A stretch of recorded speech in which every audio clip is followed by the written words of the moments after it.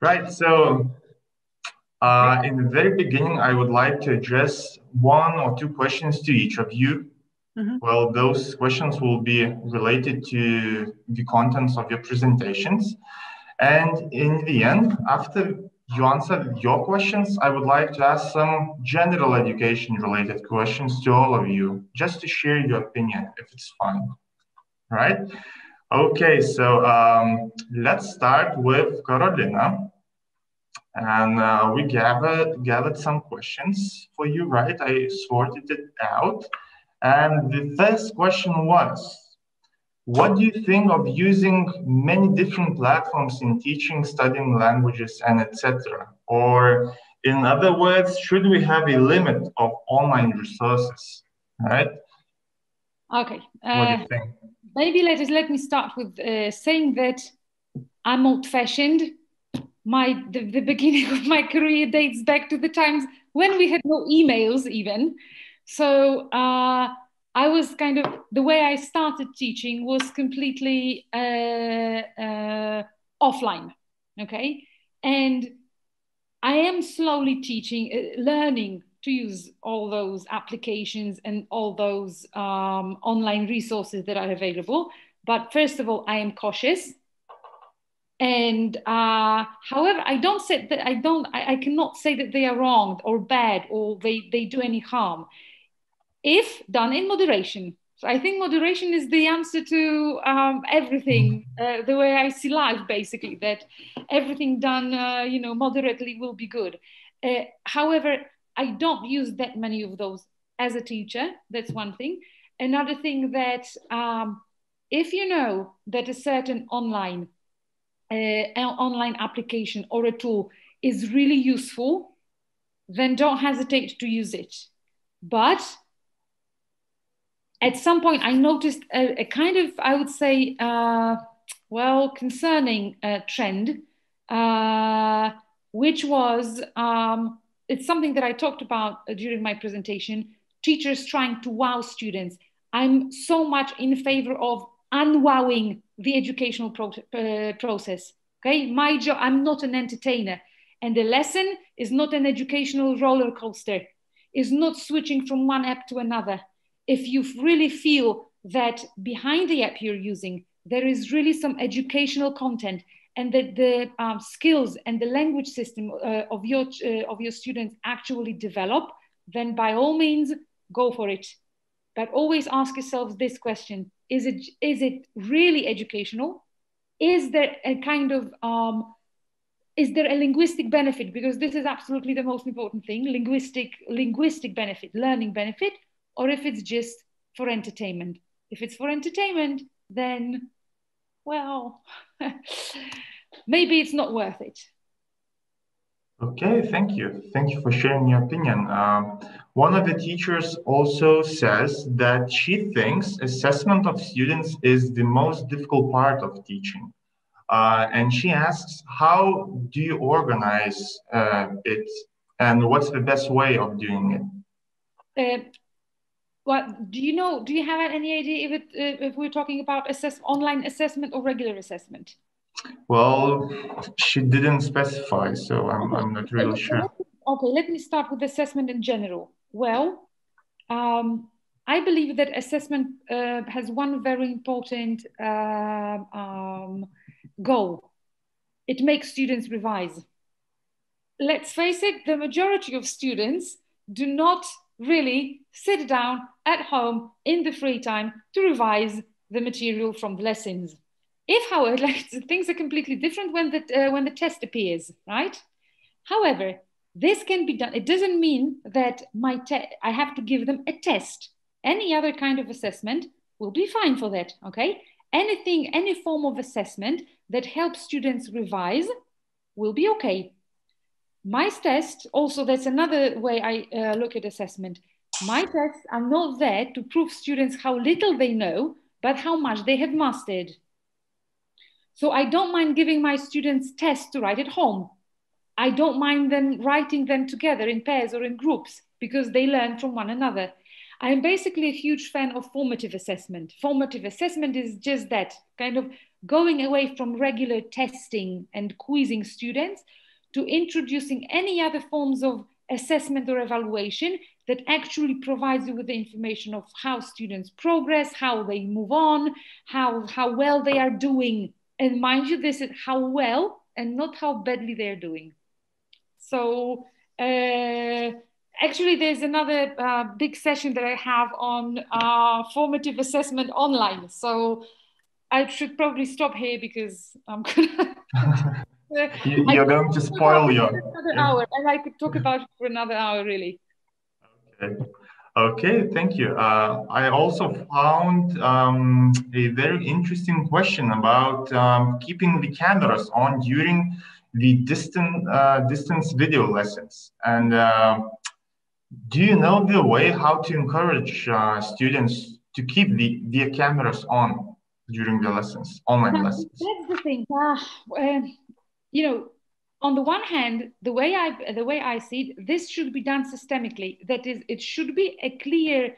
There should be a clear, I don't know, guideline from the school board, from the school authorities. So we either oblige students to keep. This is like this is like a lesson, really. I'll tell you what my parents do. My parents, who are teachers, they explain it at the very beginning, saying, guys, if I don't see you, that means you're absent. So, and kind of students follow, and they do keep their cameras on. Another thing, and that's extremely important, one of the teachers that I work with has recently said that she has noticed that those students who have their cameras on do better at different tasks simply. Why? Because if you guys see me right now, I'm focused and I'm looking at you and I'm listening to what the speakers are saying. If you allow me to turn off my camera, I was like, honestly, I was waiting for Christina to finish. I was offline. I was like, my camera is off. So I was like kind of, looking at my phone, looking through my mails.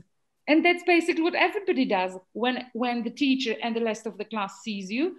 So I would strongly encourage that, even making it a part of, like our online rules, really. So like, I don't see you. Unfortunately, that means you're not in my lesson. Being in my lesson means, or if students don't want to be online all the time, you have to tell them, okay, now this is the moment when you can turn the cameras off. But you can also signal to everyone, guys, now, please turn the cameras on. But this is, I would say, this is to make it work. This is one of the things you have to say as a rule at the beginning of a course.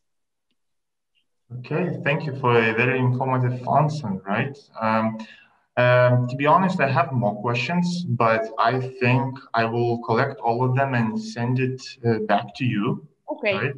So that you could answer them, and then I will share it with a newsletter, which we are going to send after the conference. Well, around one or 2 weeks after the conference. Okay. Thank you very much. Now I have a few questions for Fiona as well. Okay. And one of them is, well, how do you balance engaging musical, visual, etc. activities with curriculum requirements, more serious tasks? Do you have any more ideas for creative, engaging ways for students to reflect at the end of the class? So that was quite a long question there. Okay, maybe let's start with the first part of the question. Yeah, let's go. How to balance engaging activities with more serious tasks? I think that's what we do anyway, isn't it, when we plan our classes? Any lesson or any plan of a lesson is going to have different periods of different energy. It's like when you're planning for small children. If you're like me, if you're planning for 6-year-olds, I always have like literally three physical levels in my class. So we have some time on the floor, some time at tables, sometimes standing up. If I'm planning for primary, I'm planning heads down activities, heads up activities. I think, it's really just part of planning. It's just that when I'm doing the generating the language, then that would be the way I do it. But then we still have the quiet heads down. Let's write sentences with the words that we've just generated, or let's work out collocations, or if it's verbs or stuff, how do they work? If it's adjectives, how do they work? But to be honest, yeah, it's just part of planning, I think. That's just part of our toolbox as teachers, or toolbox, or you know, the ingredients in our cupboard, in our teacher's cupboard for making whatever. You wouldn't have a whole lesson on, yee, let's play, you know, let's listen to music. And no, you'd have that as, I mean, that listening to music and taking notes, that's a good half hour, but there's still the other half an hour or the other 20 minutes or whatever you've got, where you're actually working with the language and putting it together, and then editing it or whatever, or you know, once they've handed in the compositions, if they do writing or sentences, whatever, then you've got you know, the feedback stage where you look and you say, okay, are they using these adjectives correctly, or are the verbs going in the correct tense? So yeah, it's just part of planning. Yeah, so there isn't a one specific strategy of doing that. Not really, right? no. Yeah. No, because for example, the memory game there, the one from Gateway, with the picture in black and white, that is essentially a grammar practice anyway. That's from memory, it's the past continuous. You could have it the present continuous, but it's what was happening. And you know, a boy was riding a bicycle, a boy was carrying a loaf of bread, a child was eating an ice cream. So, you know, you would have that, and then you're looking at the grammar or checking the grammar. The smells to description writing, you're generating language. It's just another way of presenting language, rather than saying, okay, imagine you're at a swimming pool. Here's a picture of a swimming pool. What can you see? Brainstorm, guys. It's doing a similar thing to things that we already do, but putting another spin on it. Because if I always use flashcards, I always use pictures, I'm not benefiting some of the people in the room. So sometimes I've got to use other techniques. So, you know, last week we did a picture. Okay, so this week we're doing music, and next week we'll imagine smells. But then, you know, what comes after that is what you would normally do in your vocabulary lesson, or, you know, so yeah, it's variety, spice of life and all that. I understand. Okay, thank you, Fiona.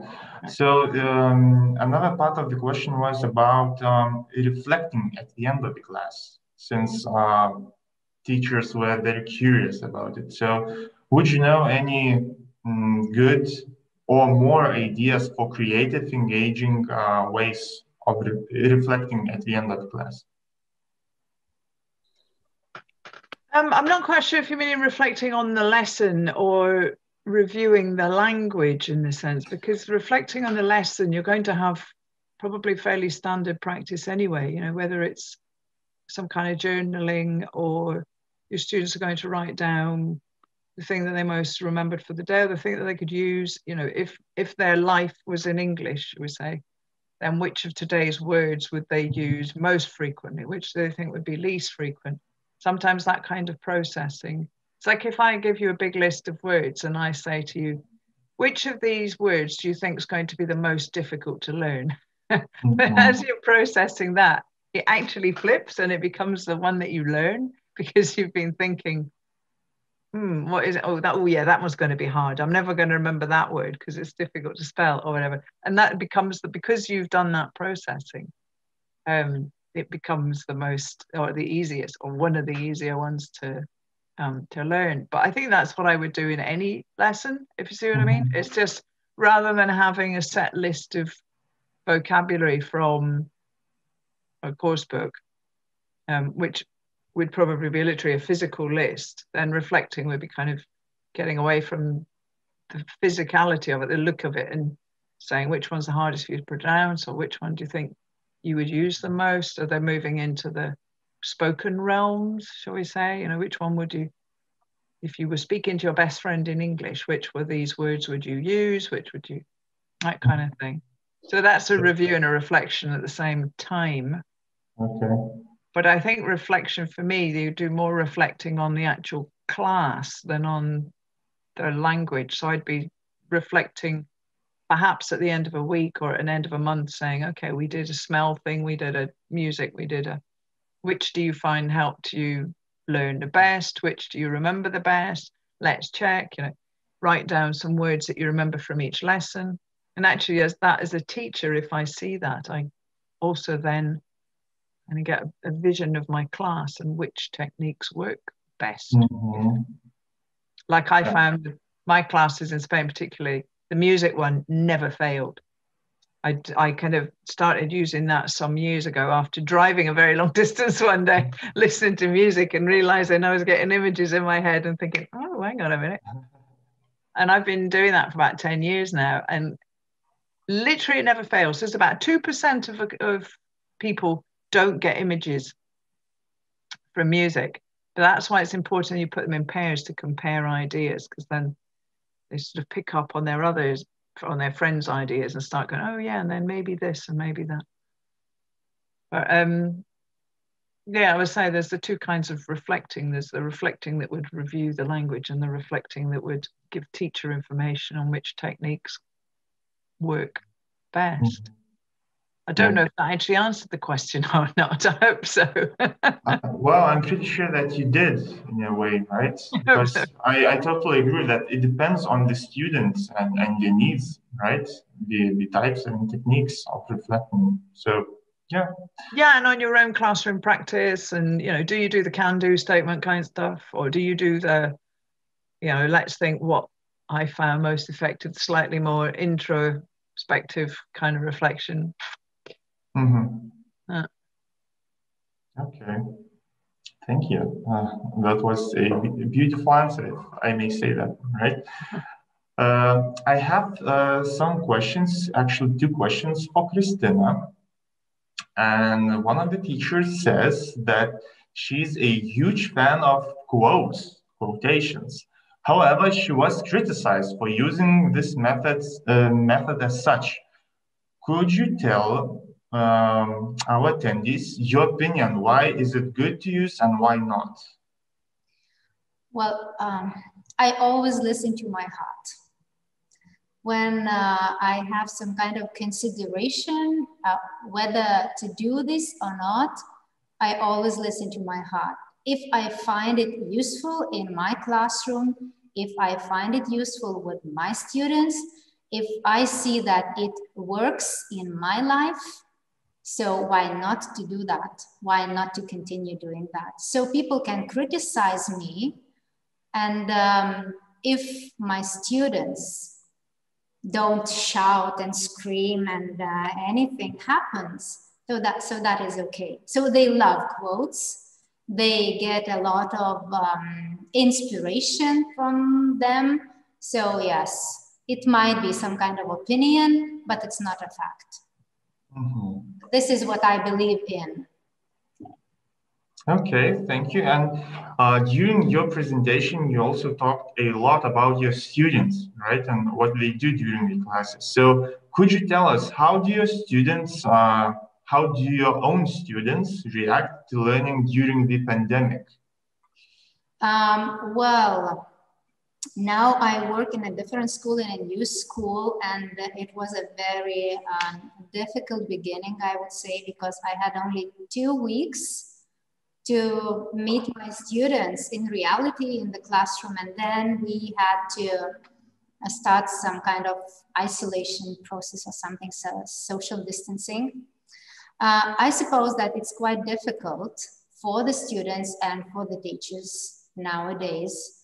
We have to find different techniques, different approaches, how to make that educational process more attractive, which is more difficult to do while teaching online. It's quite difficult, I would say. So we, as educators, as teachers, we have to think of the best ways.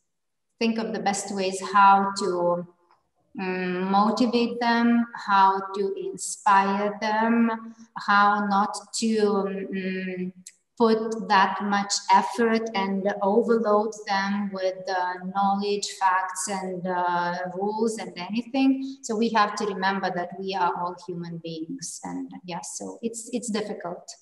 It's difficult, it's challenging, but let's hope that we will learn a lot from this.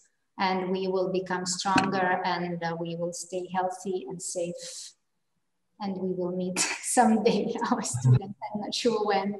So it's hard to predict, right? So, but it's a difficult period, I suppose. We have to be patient, right?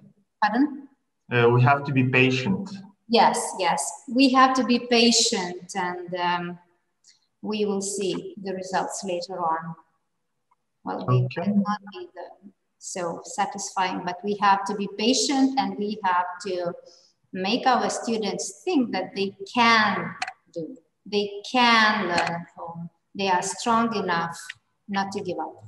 This is my idea. Okay, thank you for sharing your opinion, right? And I have the same question for all of you, right? So you can answer it one by one. Or we can start by Carolina, right? And then move to Fiona and Christina the same way we did it before, right? So what changes can you see in teachers in the future? And how will the pandemic have affected teaching after it passes? What effect will the pandemic have on teachers, yes? Yeah, after it passes. I would say they will become more open-minded, definitely. I don't need to look far. I'm a good example. Last year, if somebody told me, would you do an online course? I'll say, not in a million years. Now kind of things have changed, and kind of something that a few months ago I considered completely undoable for me. Now I can do with a good deal of success. So I think that it will make them more open-minded to novelties, to changes. Somehow I'm also hoping that the whole experience will make the teaching more learner friendly, like I said, right? You don't need that many tests. You don't need your test. Your assessment does not need to prove your learners how little they know, but how well they are progressing, okay? I don't expect you to do everything from the book. Just choose 3 activities and stick to them. Choose what you feel is important for you, okay? So all of these, and why I'll feel that the learners will actually react pretty good to this, to all these situations. I think that the major change needs to take place in the teachers' heads, and I think it is already taking place. Yeah. What doesn't kill us makes us stronger. So I generally believe that teachers will kind of, after this whole period, as teachers, not only as human beings, but as teachers, will be stronger, more resilient, perhaps. So I think that once we go through this, I'm not saying I'm optimistic right now. I'm just saying that once we get through this, I look optimistically into the future. Okay, thank you. Now, Fiona, do you agree with Carolina's opinion? Or I do, yeah. I think we will more fully appreciate the value of some things that we perhaps take for granted or have been taking for granted for a long time, like the absolute need to develop rapport, the human side of teaching, the kind of relationship, the need for relationship building. At the moment, our students are all, whether you're teaching remote like this or you're teaching in the COVID classroom with 10 children dotted around the room, the need to create a safe space and a kind of happy space. Even with my teacher trainees now, we have what it sounds really naff, but I call it the happy hello. We always go hello in the morning, and I'm always going pom-poms for you when they get something right. And I think that kind of, we now, because this is a very, if you're looking at the screen now, this is a very unnatural way to be as a group. We usually see people in profile, we can see more body language, we can see turn-taking clues that we can't see at the moment in a remote. So we have to be more willing to listen to others, wait our turn, or more willing to say, excuse me, when we want to speak. We have to encourage more. And I think because we're doing that now, I hope that will be something that passes over into the post-normal, post-modern, post-whatever classroom afterwards. the human element.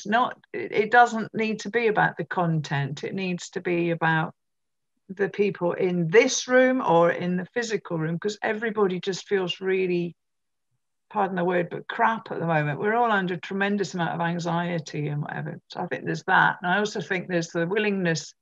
A lot of us have had to just get on with it when things go wrong and just kind of go, oh, well, never mind. What can I do? How can I do this differently? And I think, perhaps in the past it was like, oh no, I've got to stick to my plan. I've got to do this. The kids are rioting. I'm going to panic too. No, just kind of roll with the punches to an extent. Like today, for some reason, I thought I'd be able to see everybody in the chat, and I could have, you just think, oh, well, I'm not going to get stressed about this. Thinking quickly, okay, email it to me afterwards. I'll just pretend I can see what you can.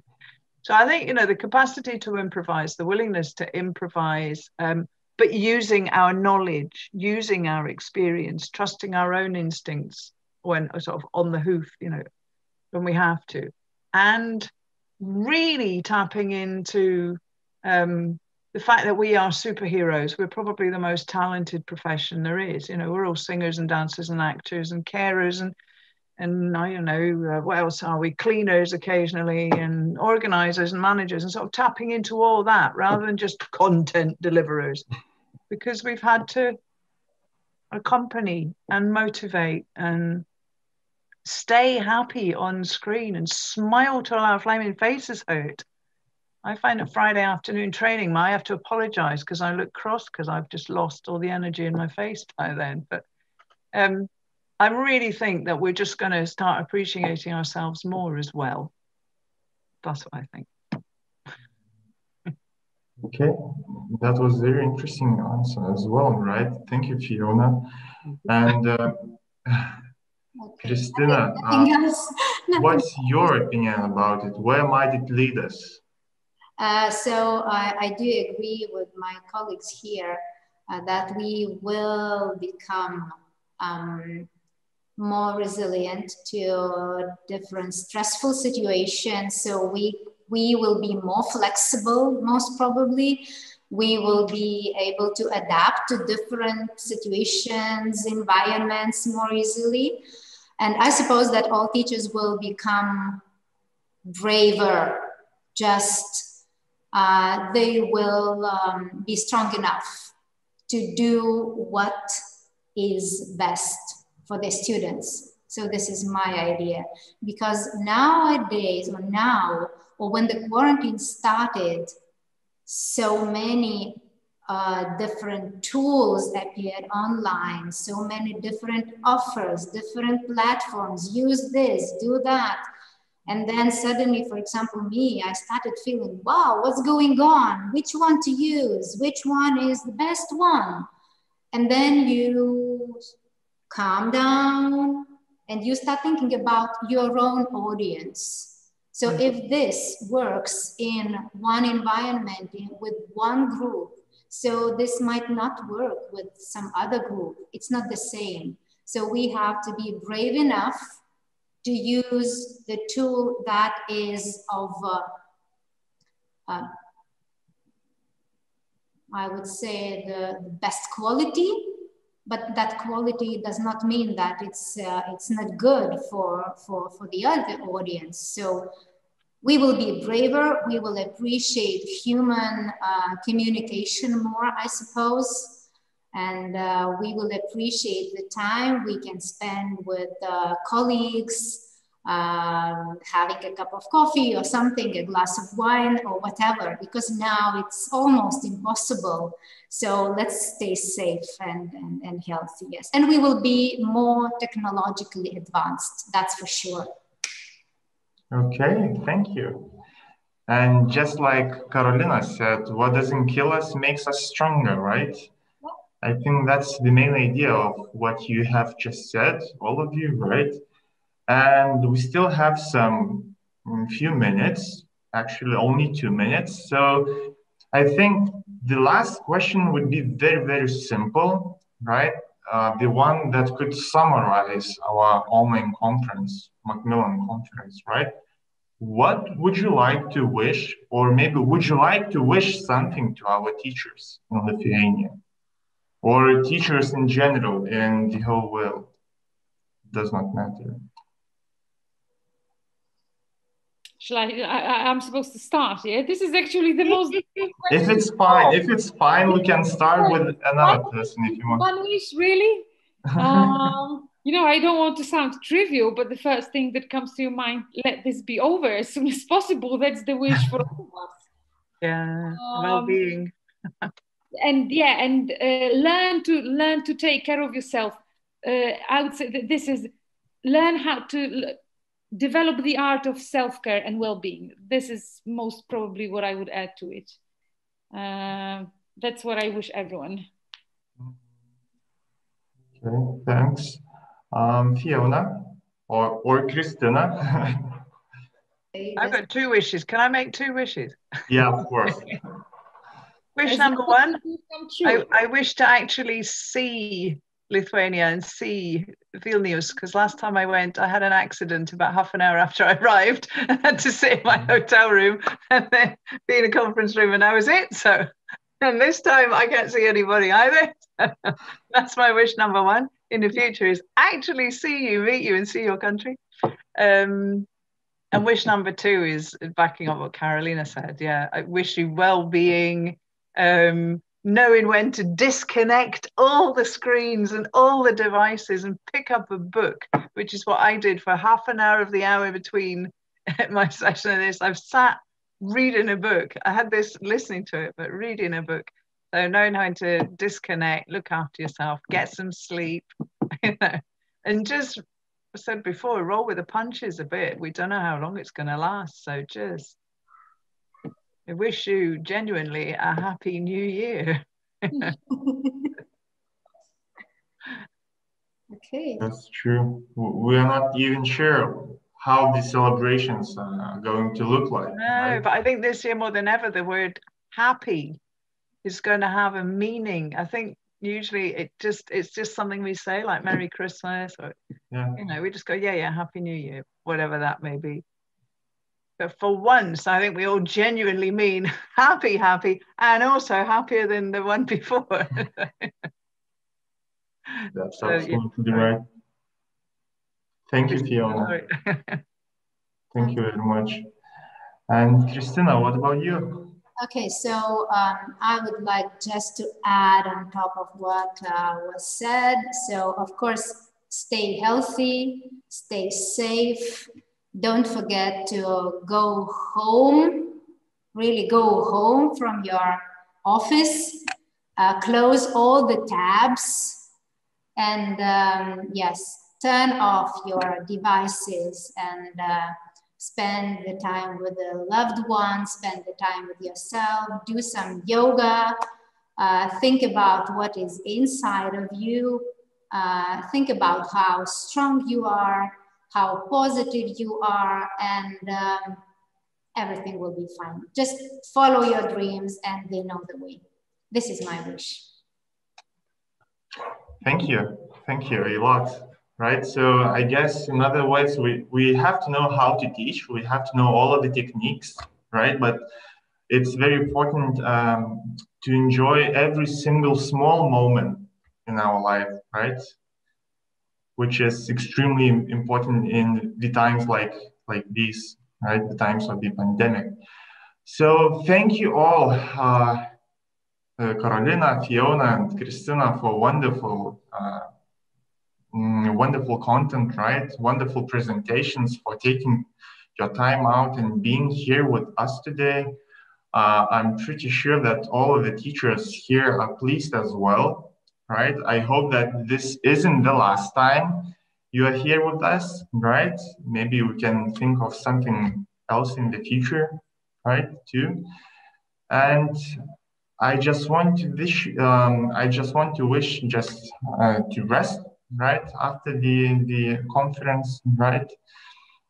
And hope to see you soon. Maybe Fiona can visit, not only Fiona can visit Vilnius, but Carolina as well, right? Someday in the future, right, when we can do that. So thank you again, and Goodbye. Thank you. Goodbye. Have good luck. Bye-bye. Thank you very much, You Ignace. too. Thank you. No problems. Thank you. Ir dar truputėlį, kol dar visi nėra, jeigu atsijungia nuo konferencijos, noriu pasakyti, kad klausimus surinksiu. Juos galite taip pat siūsti adresu elektroniniu, tai ne tik tais adresais, kuriuos nurodė lektorės, tačiau mes turime ir savo mokymų elektroninį paštą, kuris yra mokymai@šviesa.lt, šviesa.lt. mokymai@šviesa.lt. Tai šiuo paštu taip pat galite rašyti visus rūpimus klausimus ir juos pasistengsime atsakyti ir kartu su naujienlaiškiu, kuris bus siunčiamas 1-2 savaitės po konferencijos, tiesiog tuos apibendrintus atsakymus gausite. Aš šiaip tikrai noriu padėkoti visiems už laiką, lektoriams jau padėkojau, bet dėkoju ir dar kartą. Taip, jeigu girdi mane, ir aišku taip pat už jūsų dėmesį bei linkiu gražios dienos viso.